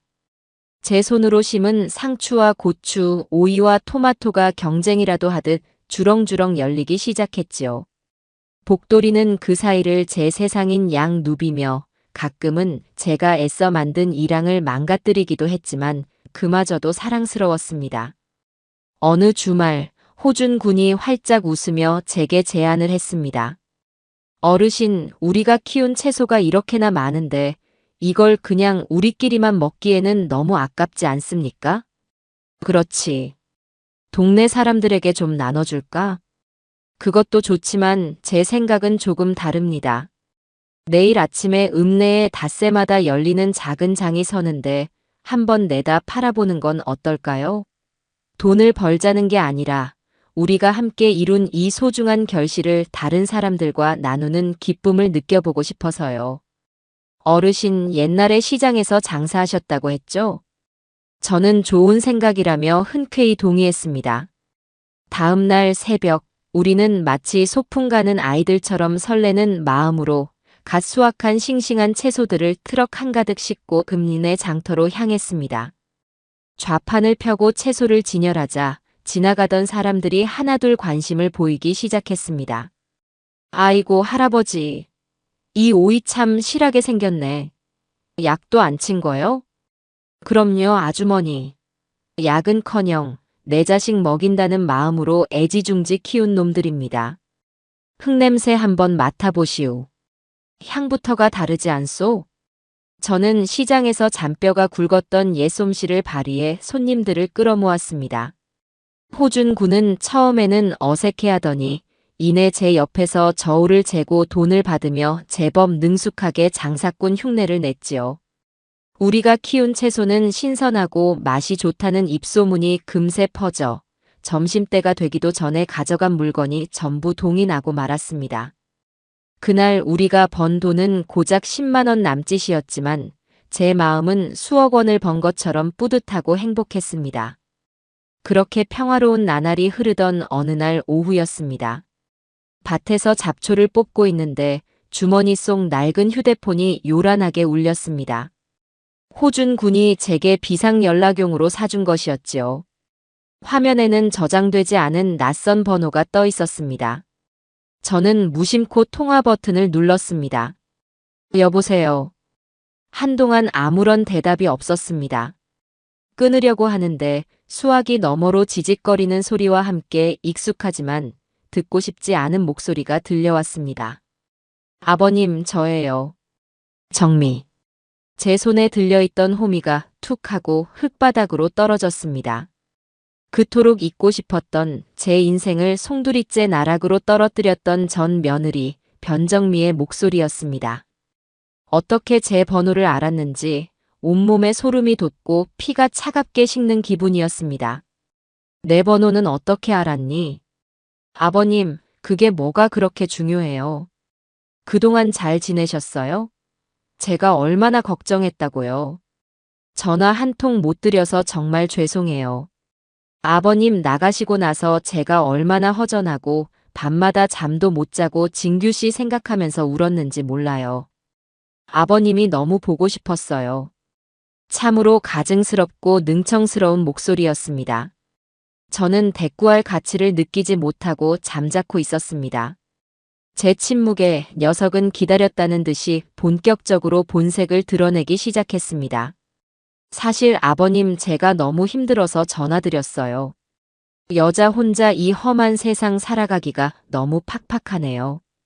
진규 씨가 남겨준 돈도 이런저런 빚 갚고 장례 치르고 나니 남는 것도 하나도 없고요. 보일러까지 고장나서 지난 겨울에 냉골에서 잤다니까요. 그래서 말인데 아버님, 저 좀 도와주시면 안 될까요? 정말 인정에 호소하는 거예요. 아버님은 저한테 아들 목숨값이나 마찬가지잖아요. 뭐라고? 아니, 제 말이 그 뜻이 아니라 아버님은 그래도 유일한 가족이시니까 저 좀 불쌍히 여겨달라는 말이었어요. 네. 500만 원, 아니, 딱 300만 원이라도 괜찮아요. 아버님은 연금 꼬박꼬박 나오시잖아요. 그거 모아두신 거 있으시죠? 저는 차오르는 분노를 억누르며 얼음장처럼 차가운 목소리로 말했습니다. 나 너한테 줄 돈 단 한 푼도 없다. 네. 아버님, 어떻게 그렇게 매정하게 말씀하세요? 제가 누군데요? 아버님 하나뿐인 며느리잖아요. 진규 씨가 하늘에서 보고 있으면 뭐라고 하겠어요? 진규 이름, 네 더러운 입에 함부로 올리지 마라. 제 목소리는 낮게 으르렁거렸습니다. 너는 더 이상 내 며느리가 아니다. 진규 장례식장에서 조문객들 앞에서 눈물 훔치는 척하며 뒤에서는 보험금 계산하던 그 순간부터 그리고 이 늙은 아비를 네가 살던 집에서 짐짝처럼 내쫓던 그 순간부터 너와 나의 인연은 완전히 끝났다. 알아들었으면 다시는 나를 찾지 마라. 뭐라고요? 이 영감탱이가 보자 하니까. 그럴 줄 알았어. 진규 씨 앞으로 나온 보험금 혼자 꿀꺽하고 어디서 젊은 놈이랑 짜고 잘 먹고 잘 사니까 좋으세요? 내가 그렇게는 안 두지. 당신이 어디서 뭘 처먹고 사는지 내가 다 알아내서 머리털까지 탈탈 털어버릴 테니까 각오 단단히 하라고. 며느리는 악을 쓰며 일방적으로 전화를 끊었습니다. 저는 한동안 그 자리에 못 박힌 듯 서서 쿵쾅거리는 심장을 진정시켜야 했습니다. 애써 묻어두려 했던 과거의 악몽이 제 평화로운 일상을 다시 한번 위협하기 시작한 겁니다. 그날 저녁 저는 호준 군에게 며느리에게서 전화가 왔던 사실을 털어놓았습니다. 제 이야기를 들은 호준 군은 제 손을 잡으며 진지하게 말했습니다. 어르신, 너무 걱정하지 마십시오. 이제 어르신은 혼자가 아닙니다. 제가 옆에서 든든하게 지켜드리겠습니다. 저런 사람은 상대할 가치도 없습니다. 그의 든든한 말에 저는 다시 한번 용기를 얻을 수 있었습니다. 며느리의 협박 전화는 제 삶에 작은 파문을 일으켰지만 저와 호준 군의 계획을 멈추게 하지는 못했습니다. 오히려 우리는 더욱 일에 매진했습니다. 우리는 직거래 장터에서 번 돈과 호준 군의 사비를 보태 농장에 커다란 비닐하우스를 짓기 시작했습니다. 일반적인 채소뿐만 아니라 부가가치가 높은 특용작물이나 허브 같은 것들을 키워 사업을 확장해 보자는 계획이었지요. 비닐하우스를 짓는 일은 생각보다 고되고 힘들었지만 우리는 힘을 합쳐 차근차근 해나갔습니다. 그러는 동안 우리 농장에는 새로운 식구들이 하나둘 늘어나기 시작했습니다. 길 잃은 어미 고양이가 새끼 5마리를 데리고 창고 밑에 자리를 잡았고 동네 아이들에게 괴롭힘을 당하던 다리를 다친 유기견 1마리가 먹을 것을 찾아 농장 주변을 맴돌았지요. 우리는 그 아이들을 외면하지 않고 모두 거두었습니다. 호준 군은 마치 아내가 살아 돌아온 것처럼 동물들을 정성껏 돌보았습니다. 어느새 우리 농장은 사람의 상처와 동물의 상처가 함께 치유되는 따뜻한 안식처가 되어가고 있었습니다. 이 이야기가 읍내에 조금씩 입소문을 타기 시작했는지 어느 날 지역 신문사에서 젊은 기자가 한 명 찾아왔습니다. 두 분의 이야기가 정말 감동적이라고 들었습니다. 괜찮으시다면 저희 신문의 작은 기사로 소개하고 싶은데 인터뷰에 응해주실 수 있겠습니까? 저는 쑥스러워 거절하려 했지만 호준 군은 좋은 일은 널리 알리는 것이 맞다며 흔쾌히 인터뷰에 응했습니다. 우리는 기자의 질문에 우리가 어떻게 만나게 되었고 어떻게 이 농장을 다시 일구게 되었는지에 대한 이야기를 담담하게 들려주었습니다. 며칠 뒤 신문 한쪽 구석에 상처 입은 두 남자와 버려진 동물들의 희망 농장이라는 제목으로 우리의 이야기가 실렸습니다. 그 작은 기사가 제 삶에 거대한 폭풍을 몰고 올 나비의 날갯짓이 될 줄은 그때는 꿈에도 몰랐습니다. 며칠 뒤 낯선 고급 승용차 한 대가 흙먼지를 일으키며 농장 입구로 들어섰습니다. 차에서 내린 것은 제가 그토록 다시는 마주치고 싶지 않았던 전 며느리 변정미였습니다. 신문 기사를 보고 이곳을 찾아온 것이 틀림없었어요. 한껏 멋을 부린 옷차림이었지만 그 눈빛은 탐욕과 질투로 이글이글 불타고 있었습니다. 이 녀석은 농장의 달라진 모습과 번듯하게 서 있는 비닐하우스, 그리고 일꾼처럼 보이는 낯선 사람들과 제 말끔해진 행색을 보고는 눈이 뒤집힌 듯 했습니다. 세상에, 이게 다 뭐야? 나한테는 돈 한 푼 없다더니 이렇게 으리으리한 농장 꾸며놓고 회장님처럼 신선노름하고 계셨어. 이 늙은 여우 같은 영감탱이가 날 속여도 유분수지. 이 녀석은 제게 달려들 기세로 악을 쓰며 소리쳤습니다. 제가 큰 돈을 숨겨두고 자신을 속였다고 확신한 모양이었습니다. 여기는 네가 올 곳이 아니다. 당장 돌아가. 뭐? 돌아가? 내가 지금 누구 때문에 이 고생을 하고 있는데 지금 와서 나 몰라라 하겠다. 어림없는 소리.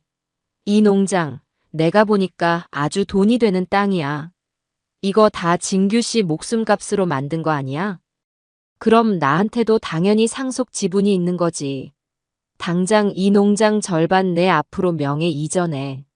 안 그러면 나 여기서 한 발짝도 못 움직이고 온 동네방네 소문 다 내고 다닐 거야.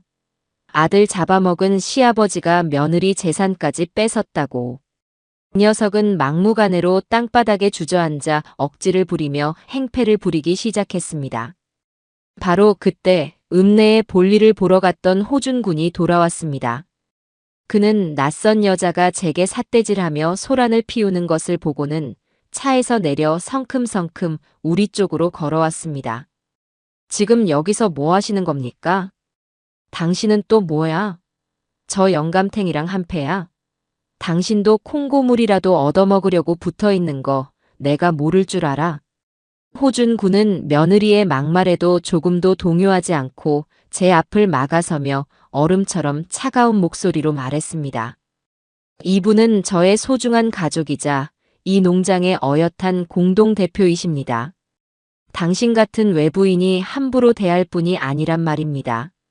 업무방해와 명예훼손으로 신고하기 전에 당장 이곳에서 떠나시죠. 뭐가 가족? 공동대표? 이 녀석은 어이가 없다는 듯이 웃음을 터뜨렸습니다. 웃기지 마. 저 영감탱이가 가진 돈이 탐나서 그러는 거 내가 모를 줄 알아? 내가 저 영감 유일한 며느리라고. 법적으로도 나한테 상속 권리가 있단 말이야. 법적인 권리는 변호사를 통해 경찰서에 가서 따지시지요. 한 번만 더 이분의 심기를 불편하게 하거나 이 농장에서 소란을 피우면 그때는 정말로 당신을 경찰에 넘기겠습니다. 호준 군의 서슬퍼런 기세와 단호한 태도에 녀석은 기가 죽었는지 잠시 주춤했습니다. 하지만 이내 도끼 어린 눈으로 저와 호준 군을 번갈아 쏘아보며 악에 받친 목소리로 소리쳤습니다. 두고 봐. 내가 이대로 순순히 물러날 줄 알아? 당신들이 가진 거 내가 모조리 다 씹어먹어버릴 테니까. 그 녀석은 그 말을 끝으로 욕설을 짓거리며 차를 몰고 사라졌습니다. 그 녀석이 떠나고 난 뒤 농장에는 어색한 침묵만이 흘렀습니다. 저는 참았던 숨을 길게 내쉬며 다리에 힘이 풀려 주저앉을 뻔했습니다. 호준 군이 그런 저를 부축해 주었습니다. 어르신 괜찮으십니까? 괜찮네. 미안하네 호준 군. 나 때문에 자네까지 못 볼 꼴을 보였어. 아닙니다, 어르신. 사과하실 일이 아닙니다. 그런데 아무래도 그냥 넘길 일은 아닌 것 같습니다. 저 여자의 눈빛, 보통이 아니었습니다. 마치 벼랑 끝에 몰린 짐승 같았어요. 호준 군의 얼굴은 그 어느 때보다 심각했습니다. 그는 잠시 고민하더니 무언가 결심한 듯 입을 열었습니다. 어르신, 제가 아는 사람 중에 믿을 만한 사람이 있습니다. 저 여자가 또 무슨 짓을 할지 모릅니다. 우리가 우리를 지키기 위해서는 우리가 상대해야 할 적이 어떤 사람인지 정확히 알아야 합니다. 며느리가 다녀간 후 호준 군은 며칠 동안이나 깊은 생각에 잠겨 있었습니다. 그는 무언가 석연치 않다고 저 여자의 행동에는 우리가 모르는 다른 이유가 있는 것 같다고 혼잣말처럼 중얼거리곤 했지요. 결국 그는 서울에 있는 믿을 만한 흥신소에 연락해 조용히 며느리 변정미의 뒷조사를 의뢰했습니다. 죽은 아들의 아내 뒷조사를 한다는 것이 마음에 걸렸지만 저 역시 며느리의 그 끝을 모르는 탐욕과 집착이 어디서 비롯된 것인지 알아야만 했습니다. 일주일쯤 지났을까 조사를 맡았던 사람이 두툼한 서류 봉투를 들고 농장으로 찾아왔습니다. 저와 호준 군은 별채에 마주 앉아 떨리는 마음으로 그가 내미는 자료들을 살펴보았습니다. 그리고 그 안의 내용들을 확인하는 순간 저는 제 눈을 의심해야 했습니다.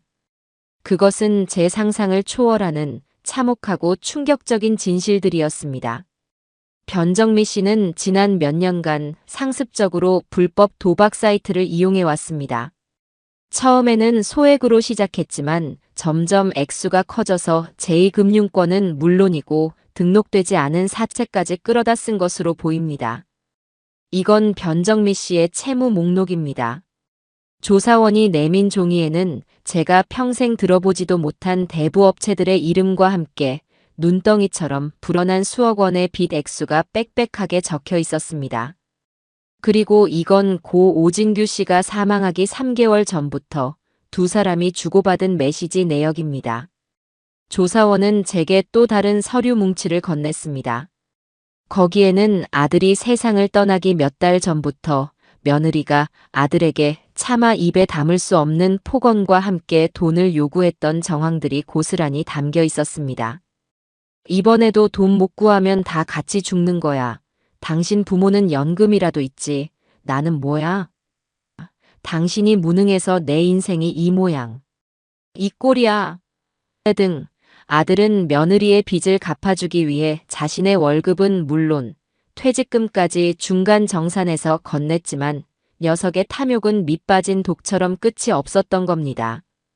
하지만 가장 결정적인 것은 마지막 서류 뭉치에 있었습니다. 이것은 오진규 씨 앞으로 가입된 3억 원짜리 생명보험 계약서 원본입니다.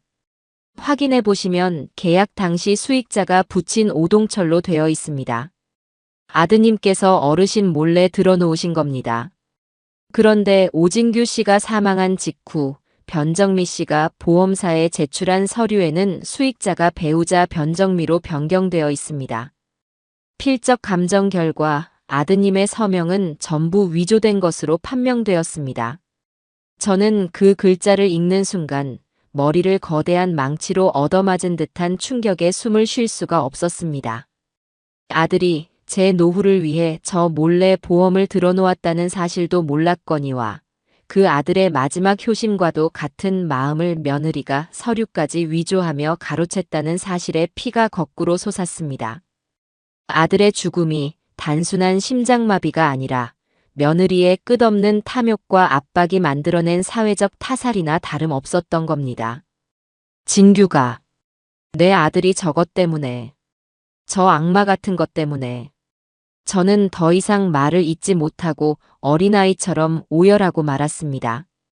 그동안 며느리에게 느꼈던 분노와 배신감과는 차원이 다른 제 아들을 지켜주지 못했다는 찢어지는 죄책감과 참을 수 없는 원통함이 온몸을 휘감았습니다. 호준 군은 아무 말 없이 제 등을 두드리며 함께 눈물을 흘려주었습니다. 한참을 울고 나서야 저는 가까스로 눈물을 그치고 굳은 결심이 선 얼굴로 호준 군을 바라보았습니다. 제 눈에서는 더 이상 눈물이 아닌 시퍼런 분노가 불타오르고 있었습니다. 호준 군, 변호사를 가장 독하고 실력 있는 변호사를 소개해주게. 이제 모든 것을 제자리로 바로 잡아야겠네. 내 아들의 억울함을 이 아비의 손으로 반드시 풀어주고 저 악마를 법의 심판대 위에 세워야겠어. 더 이상 망설임은 없었습니다. 이것은 단순한 복수가 아니었습니다. 제 아들의 마지막 존엄을 지키기 위한, 그리고 저 악마에게 희생당한 아들의 영혼을 위로하기 위한 아비로서 반드시 해야만 하는 마지막 싸움의 시작이었습니다. 호준 군이 소개해준 변호사는 법조계에서도 승리를 위해서라면 물불 가리지 않는 독사로 소문난 사람이었습니다. 우리는 다음 날 아침 일찍 서울의 심장부인 테헤란로의 가장 높은 빌딩으로 향했습니다. 사방이 유리로 된 거대한 건물은 평생 흙과 땀에 절어 살아온 저를 위축되게 만들기에 충분했지요. 40층 꼭대기에 위치한 김 변호사의 사무실에 들어섰을 때 저는 거대한 통유리창 너머로 발 아래 개미처럼 작게 보이는 서울의 풍경을 보며 잠시 현기증을 느꼈습니다. 어서 오십시오, 오동철 어르신. 강호준 대표님. 중후한 멋이 느껴지는 원목 책상에 앉은 김 변호사라는 사람은 날카로운 안경 너머의 눈빛과는 달리 아주 차분하고 정중한 태도로 저희를 맞았습니다. 그는 저희가 건넨 조사 자료들을 한 장 한 장 마치 보석 감정사처럼 꼼꼼하게 검토하기 시작했습니다. 종이를 넘기는 소리만이 얼음장처럼 차가운 정적을 깨뜨리는 사무실 안에서 저는 마른 침을 삼키며 그의 입이 열리기만을 기다렸습니다. 제 인생에 남은 모든 것이 저 사람의 입에 달려있는 것만 같았어요. 한참의 시간이 흐른 뒤 김 변호사는 서류에서 눈을 떼고는 안경을 고쳤으며 말했습니다. 그의 목소리는 낮고 조용했지만 그 안에는 강철 같은 확신이 담겨 있었습니다. 증거는 차고 넘칩니다, 어르신. 사문서 위조, 사기, 상습적인 협박. 작정하고 덤벼들면 며느님이란 분 아주 오랫동안 사회와 격리될 수 있습니다. 제가 변호사 생활 20년 동안 이렇게 명백하고 추악한 사건은 손에 꼽을 정도입니다. 저희가 이깁니다. 이건 이기고 지고의 문제가 아닙니다. 정의를 바로 세우는 일입니다. 그의 자신감 넘치는 말에 한편으로는 가슴이 뻥 뚫리는 것 같으면서도 다른 한편으로는 마음 한구석이 쇠사슬에 묶인 것처럼 무겁게 가라앉았습니다. 제 그런 표정을 읽었는지 김 변호사가 조심스럽게 물었습니다. 혹시 망설여지시는 부분이 있으십니까? 어르신의 표정이 승리를 앞둔 의뢰인의 표정 같지는 않아서요. 솔직히 말해 그렇습니다. 제 목소리가 저도 모르게 떨려 나왔습니다. 아무리 저런 천인공노할 악행을 저질렀다지만 그래도 한때는 제 아들이 제 목숨보다 사랑했던 여자였고 제 며느리였습니다. 이 일이 세상에 알려지면 먼저 간 내 아들 이름에 먹칠을 하는 것 같아서 그게 두렵습니다. 아비로서 아들의 마지막 가는 길마저 이 더러운 진흙탕 싸움으로 더럽히고 싶지는 않습니다. 제 솔직한 심정에 옆에 앉아있던 호준 군이 안타까운 표정으로 제 손을 꽉 잡았습니다. 김 변호사는 잠시 생각에 잠기더니 이내 몸을 앞으로 기울이며 단호한 목소리로 말했습니다. 어르신, 제가 감히 어르신의 마음을 다 헤아릴 수는 없겠습니다만 법률가로서 한 말씀만 드리겠습니다. 아드님의 명예를 진정으로 지키는 것은 이 추악한 진실을 덮어두는 것이 아닙니다. 오히려 모든 진실을 명명백백하게 밝혀 아드님께서 왜 그렇게 고통 속에서 눈을 감으셔야 했는지, 그리고 아드님께서 어르신께 남기고자 했던 그 마지막 마음이 얼마나 고귀하고 아름다웠는지를 세상에 알리는 것입니다. 진실을 외면하는 침묵이야말로 저 여자의 거짓 눈물 뒤에 숨어 아드님을 2번 욕보이는 일이 될 수 있습니다. 그의 말은 예리한 칼날이 되어 제 가슴 가장 깊은 곳을 찔렀습니다. 그럼에도 불구하고 제 마음속의 망설임은 쉬이 가시질 않았지요. 그날 우리는 소송 준비에 대한 구체적인 논의를 잠시 미루고 무거운 마음으로 농장으로 돌아왔습니다. 며칠 동안 저는 페인처럼 지냈습니다. 밥도 넘어가지 않았고 밤에는 잠도 오지 않았어요. 밭에 나가 일을 하려 해도 호미를 쥔 손에 힘이 들어가지 않았습니다. 아들의 영정 사진을 앞에 두고 밤새도록 술잔을 기울이며 제 자신에게 수없이 되물었습니다. 내가 과연 옳은 것인가? 이것이 정말 내 아들을 위한 길인가? 답을 찾지 못한 채 시간만 흘러갔고 제 마음은 갈수록 시커멓게 타들어갔습니다. 그런 저를 보다 못한 호준 군이 어느 날 아침 제게 말했습니다. 어르신, 이렇게 속으로만 끙끙 앓고 계시면 병만 깊어집니다. 아드님을 만나러 가시지요. 직접 찾아뵙고 어르신 마음속 이야기를 전부 다 털어놓고 그렇게 여쭤보는 게 어떻겠습니까? 그의 말에 저는 다음 날 아침 일찍 호준 군의 차를 타고 아들이 잠들어 있는 추모 공원으로 향했습니다. 차를 타고 가는 내내 우리는 아무런 말이 없었습니다. 호준 군은 그저 제가 기댈 수 있도록 제 옆을 묵묵히 지켜줄 뿐이었지요. 작고 동그란 아들의 봉분 앞에 섰을 때 저는 결국 참았던 눈물을 터뜨리고 말았습니다. 호준 군은 제게 소주 한 병과 북어포를 건네주고는 멀찍이 떨어져 제가 아들과 오롯이 만날 수 있도록 자리를 비켜주었습니다. 저는 아들의 차가운 비석을 닳고 다른 수건으로 깨끗이 닦아내고 그 앞에 술잔을 가득 따라 올렸습니다. 진규야, 이 못난 아비가 왔다. 잘 지내고 있느냐? 하늘에서는 더 이상 아픈 데 없이, 아무 걱정 없이 편안해야 할 텐데. 저는 봉분 옆에 주저앉아 아들에게 제 마음속의 모든 이야기를 남김없이 쏟아냈습니다. 제가 어떻게 그 집에서 쫓겨나 차가운 길 위를 헤맸는지, 어떻게 죽음의 문턱에서 복돌이를 만나고 호준군을 만나 새 삶을 얻게 되었는지, 그리고 너의 아내였던 그 여자가 너에게, 그리고 나에게 어떤 짓을 저질렀는지. 진규야, 이 아비가 어떻게 하면 좋겠니? 저 악마 같은 계집을 당장이라도 내 손으로 갈기갈기 찢어 죽이고 싶다가도 한편으로는 네가 그토록 사랑했던 여자라는 생각에 발목이 잡히는구나. 내가 이 일을 세상에 알리면 사람들이 너를 손가락질할지도 모른다. 아내 하나 잘못 만나 제명대로 못 살고 인생 망친 한심한 놈이라고 죽어서까지 아비 속을 썩인다고 욕할지도 몰라. 아비는 그게 무섭다, 아들아. 아비는 네가 더 이상 이 세상 사람들 입에 오르내리며 상처받는 것을 원치 않는다. 그러니 제발 이 아비에게 말 좀 해주어라. 내가 어떻게 해야 하늘에 있는 네가 조금이라도 편안해질 수 있겠니? 제 절규는 공허한 메아리가 되어 싸늘한 가을바람 속에 흩어질 뿐이었습니다. 한참을 그렇게 울부짖다 지쳐갈 무렵 어디선가 날아온 하얀 나비 한 마리가 제 어깨 위에 사뿐히 내려앉았습니다. 그리고는 잠시 머물다 아들의 봉분 위를 한 바퀴 맴돌고는 마치 저를 어디론가 이끌기라도 하듯 푸른 가을 하늘로 솟아올라 사라졌습니다. 그 순간 저는 깨달았습니다. 제 마음속의 망설임이 얼마나 어리석고 이기적인 것이었는지를요. 진실을 밝히는 것을 두려워하는 것은 아들을 위한 마음이 아니라 세상의 시선과 손가락질을 두려워하는 제 나약함과 비겁함 때문이었습니다. 저는 자리에서 벌떡 일어났습니다. 소매로 눈물을 닦고 옷에 묻은 흙을 털어냈습니다. 제 마음은 더 이상 한 점의 흔들림도 없이 차갑고 단단한 강철처럼 굳어졌습니다. 저 멀리서 저를 걱정스럽게 바라보고 있던 호준 군에게로 걸어가 저는 단호하고 결연한 목소리로 말했습니다. 호준 군, 서울로 돌아가세.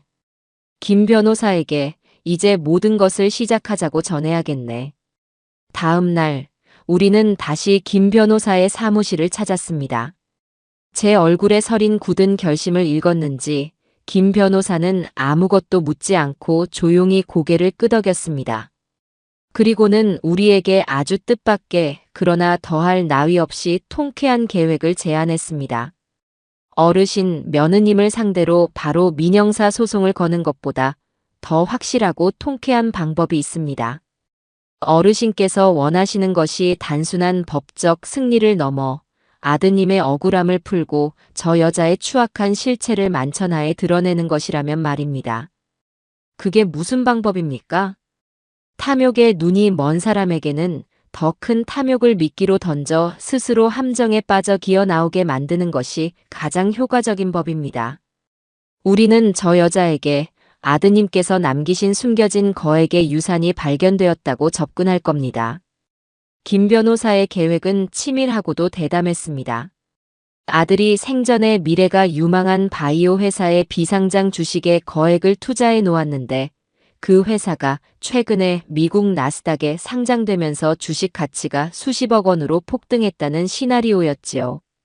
그 유산을 상속받기 위해서는 유일한 법적 상속인인 저와 며느리의 공동날인이 필요하다고 미끼를 던지는 것이었습니다.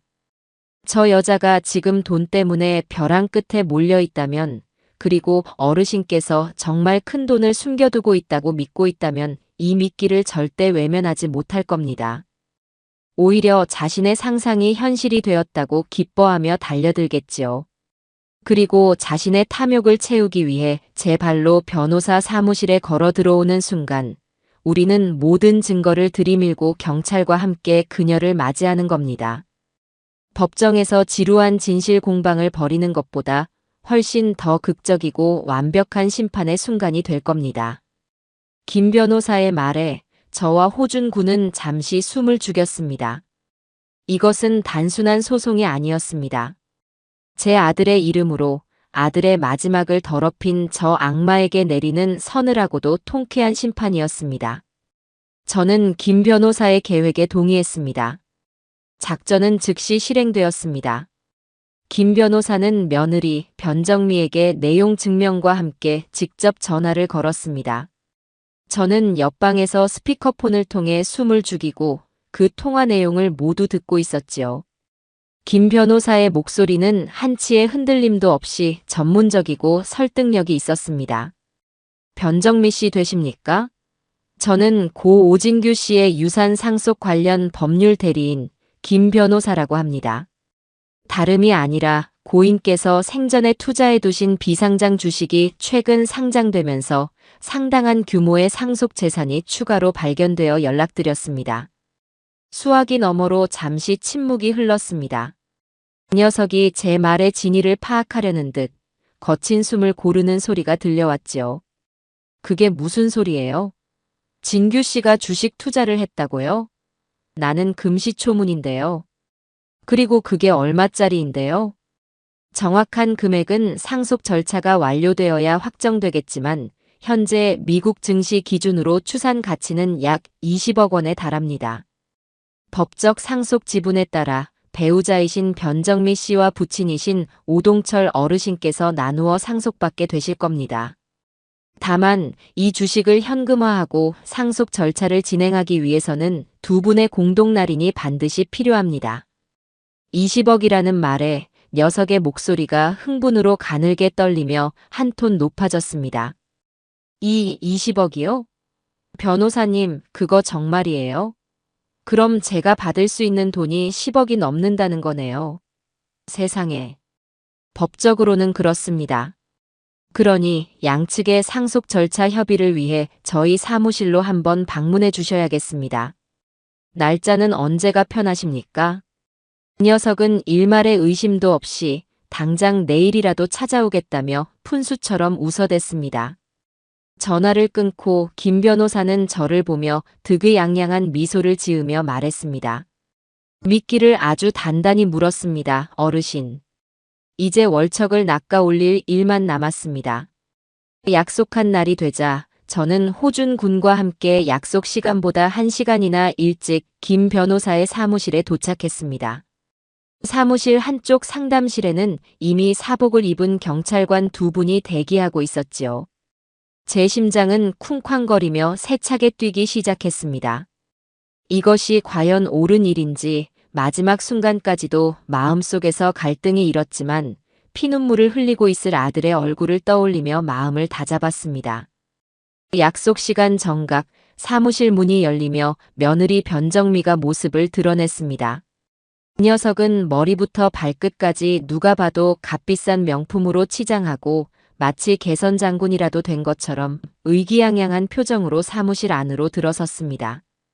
저를 발견하고는 뱀처럼 차가운 눈으로 저를 위아래로 훑어보며 비아냥거리더군요. 어머, 아버님도 오셨네요. 마지막 떡고물이라도 받아 드시려고 발 빠르게 움직이셨나 봐요. 그러게 평소에 저한테 좀 잘하시지 그러셨어요. 그럼 제가 용돈이라도 두둑이 챙겨드렸을 텐데. 저는 아무런 대꾸도 하지 않고 그저 무심하고 차가운 눈으로 녀석을 바라볼 뿐이었습니다. 그 녀석은 제 그런 태도가 마음에 들지 않았는지 하고 콧방귀를 뀌고는 김 변호사 앞 소파에 다리를 꼬고 거만하게 앉았습니다. 그래서 서류는 어디 있어요? 나 아주 바쁜 사람이에요. 빨리 도장 찍고 가게. 이따가 백화점 쇼핑도 가야 하거든요. 김 변호사는 표정 하나 바꾸지 않고 준비해 두었던 서류 뭉치를 녀석 앞에 내밀었습니다. 이 서류에 날인하시면 상속 절차가 개시됩니다. 내용을 꼼꼼히 확인해 보시지요. 이 녀석은 서류 내용은 거들떠보지도 않고 자신의 상속 지분 액수만을 확인하고는 만족스러운 미소를 지었습니다. 그리고는 악어 가죽으로 만든 핸드백에서 값비싼 인감 도장을 꺼내 들었지요. 이 녀석이 막 서류에 도장을 찍으려던 바로 그 순간이었습니다. 잠깐만요. 김 변호사의 낮은 목소리에 녀석이 신경질적으로 고개를 들었습니다. 왜요, 또? 바로 그때 상담실 문이 스르륵 열리며 제복을 입은 경찰관 2명이 안으로 들어섰습니다. 그리고 조용히 며느리의 등 뒤에 와서 섰지요. 그 녀석의 얼굴이 당황과 의심으로 굳어지기 시작했습니다. 뭐예요? 이 사람들은 왜 갑자기 들어와요? 변호사님, 이게 다 무슨 상황이에요? 김 변호사는 자리에서 일어나 녀석을 서늘하게 내려다보며 얼음처럼 차가운 목소리로 말했습니다. 변정미 씨, 당신을 사문서 위조 및 사기, 협박 혐의로 이 자리에서 고소합니다. 네. 무슨 헛소리예요, 지금. 이게 다 무슨 미친 장난이에요. 김 변호사는 녀석의 발악에도 아랑곳하지 않고 책상 위에 또 다른 서류 뭉치들을 제 앞에 보란 듯이 하나씩 펼쳐놓기 시작했습니다. 이것은 고 오진규 씨의 생명보험 계약서 원본입니다. 수익자는 부친 오동철님으로 되어 있지요. 그리고 이것은 당신이 위조한 서명으로 수익자를 변경해 3억 원의 보험금을 부당하게 편취한 증거입니다. 이것은 당신이 고인을 상대로 수없이 돈을 요구하며 협박했던 통화 기록과 메시지 내역이고요. 마지막으로 이것은 당신이 그 돈을 전부 불법 도박으로 탕진했다는 증거입니다. 이제 무슨 말인지 아시겠습니까? 모든 증거가 눈앞에 펼쳐지자 녀석의 얼굴은 하얀 종이장처럼, 아니 한 줌 재처럼 새하얗게 질려버렸습니다. 모든 핏기가 사라진 얼굴로 멍하니 서류와 제 얼굴, 그리고 경찰들을 번갈아 쳐다보는 그 텅 빈 눈동자에는 더 이상의 오만함도 분노도 남아있지 않았어요. 그 녀석은 갑자기 제 앞으로 달려와 바닥에 무릎을 꿇고 제 바짓가랑이를 붙잡았습니다. 아버님. 제가 정말 잘못했어요. 제가 정말 죽을 죄를 지었어요. 빚 때문에 무서운 사람들이 매일같이 찾아와서 그래서 제가 잠시 눈이 멀어서 그랬어요. 제발 한 번만 용서해 주세요. 제가 다 갚을게요. 평생 아버님 발 닦아드리는 종처럼 살면서 다 갚겠습니다. 네. 제발요. 이 녀석은 눈물 콧물을 쏟아내며 처절하게 용서를 빌었습니다. 하지만 저는 아무런 대답도 하지 않았습니다. 그저 차갑고 무표정한 얼굴로 바닥에 엎드려 짐승처럼 발악하는 녀석을 내려다볼 뿐이었지요. 제 아들이 그 어두운 방 안에서 혼자 겪었을 고통과 절망에 비하면 저것은 아무것도 아니었습니다. 제 침묵이 곧 대답이라는 것을 깨달았는지 경찰관들이 녀석의 양팔을 붙잡아 일으켜 세웠습니다. 그리고 녀석의 하얀 손목에 차갑고 육중한 쇠고랑이 채워졌습니다. 변정미 씨, 당신을 사기 및 사문서 위조 혐의로 현장에서 체포합니다. 당신은 변호사를 선임할 수 있으며 묵비권을 행사할 수 있고. 철컥 하고 수갑이 채워지는 소리가 적막한 사무실 안을 섬뜩하게 울렸습니다. 그 소리는 제 아들의 억울한 한을 풀어주는 진홍곡이자 길고 길었던 제 지옥 같은 싸움의 끝을 알리는 승전고였습니다. 저는 조용히 눈을 감았습니다. 제 귓가에 하늘에 있는 아들이 환하게 웃으며 아버지, 이제 정말 괜찮아요. 정말 고맙습니다. 하고 속삭이는 것만 같았습니다.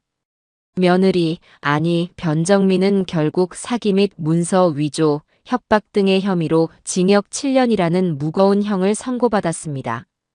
그 녀석이 부당하게 가로챘던 아들의 보험금 3억 원은 법원의 판결에 따라 모두 제게로 돌아왔지요.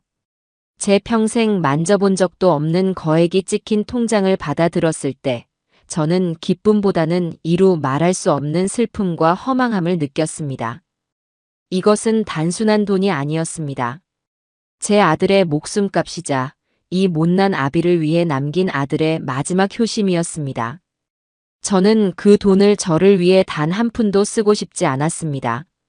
호준 군과 오랜 시간 상의한 끝에 저는 아주 중요한 그리고 제 남은 인생을 바칠 마지막 결심을 했습니다. 아들의 마지막 마음을 더 의미 있고 가치 있는 곳에 쓰기로 한 겁니다. 우리는 그 돈을 종잣돈 삼아 우리가 가꾸던 농장을 미소와 복돌이 쉼터라는 이름의 정식 재단으로 설립했습니다. 저처럼 오갈 데 없는 어르신들이나 세상으로부터 버림받은 동물들이 함께 어우러져 서로의 상처를 보듬고 살아가는 따뜻한 보금자리를 만드는 것이 우리의 새로운 꿈이 되었습니다. 시간은 무심하게 또 공평하게 흘러갔습니다. 끔찍했던 그날의 사건으로부터 어느덧 2년이라는 세월이 지났습니다. 황량하기만 했던 농장은 이제 수십 마리의 개와 고양이들이 자유롭게 뛰노는 활기 넘치는 공간이 되었습니다. 저와 비슷한 사연을 가진 어르신 몇 분도 쉼터에 새로 들어와 함께 텃밭을 가꾸고 동물들을 돌보며 새로운 가족이 되어갔지요.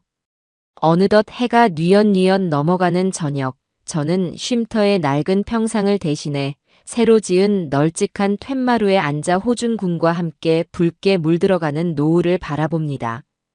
제 발치에는 어느새 늠름한 성견이 된 복돌이가 제 무릎에 머리를 기대고 평화롭게 잠들어 있습니다. 제 인생은 한번 송두리째 뒤집혔지만 이제야 비로소 모든 것이 제자리를 찾은 것 같습니다. 아들을 잃은 슬픔은 평생 제 가슴에 묻고 가야 할 십자가이겠지만 저는 더 이상 그 슬픔에 주저앉아 있지 않을 겁니다. 아들이 남겨준 뜨거운 사랑으로 저는 이곳에서 또 다른 아들, 딸, 그리고 수많은 손주들을 얻었으니까요. 제 인생을 송두리째 뒤집어 놓았던 그 5분의 짧은 만남은 돌이켜보면 결코 우연이 아니었을 겁니다. 어쩌면 하늘에 있는 제 아들 녀석이 먼저 떠난 민준군의 아내 손을 붙잡고 저희를 안타깝게 내려다보며 준비한 마지막 선물이었을지도 모르겠습니다. 우리 아버지 저렇게 외롭게 두면 안 되는데 하고 아들 녀석이 눈물 지으면 그 마음 착한 부인이 우리 미소라도 보내서 두 분을 만나게 해드려요. 하고 속삭였을지도 모를 일입니다. 그렇지 않고서야 어찌 이 넓은 서울 한복판에서 버려진 개 한 마리를 사이에 두고 똑같이 소중한 것을 잃어버린 두 남자가 운명처럼 만날 수 있었겠습니까? 저는 제 곁에서 말없이 함께 붉은 노을을 바라보는 민준군의 선한 옆얼굴을 보며 조용히 미소 지었습니다. 그의 얼굴에도 이제는 아내를 잃은 깊은 슬픔의 그늘 대신 평화롭고 따뜻한 온기가 가득했습니다. 발치에는 제 온기를 느끼며 평화롭게 잠든 복돌이의 고른 숨소리가 들려오고 저 멀리 쉼터에서는 새로 들어온 식구들의 웃음소리와 동물들의 정겨운 울음소리가 저녁 바람을 타고 실려왔습니다. 과거에 저는 오직 한 아이의 아비였지만 이제 저는 상처 입은 모든 것들의 아비이자 할아비이자 든든한 울타리가 되었습니다. 제 인생은 아직 끝나지 않았습니다. 아니, 어쩌면 지금부터가 제 진짜 인생의 시작일지도 모릅니다. 아들을 위해 그리고 제 자신을 위해 악착같이 살아남아야 했던 것이 제 인생의 일막이었다면 이제는 나보다 더 아픈 누군가를 위해 버려진 또 다른 생명들을 위해 제 남은 삶을 바치는 것이 제 인생의 이막이 될 겁니다. 이 툇마루에 앉아 바라보는 저 저녁 노을이 제 삶의 마지막 풍경이 아니라 내일 더 힘차게 떠오를 태양을 맞이하기 위한 가장 아름다운 약속이라는 것을 저는 이제 압니다. 제 이야기는 여기서 끝나지만 저와 민준군 그리고 우리 미소와 복돌이 쉼터의 이야기는 이제 막 첫 장을 넘긴 셈입니다.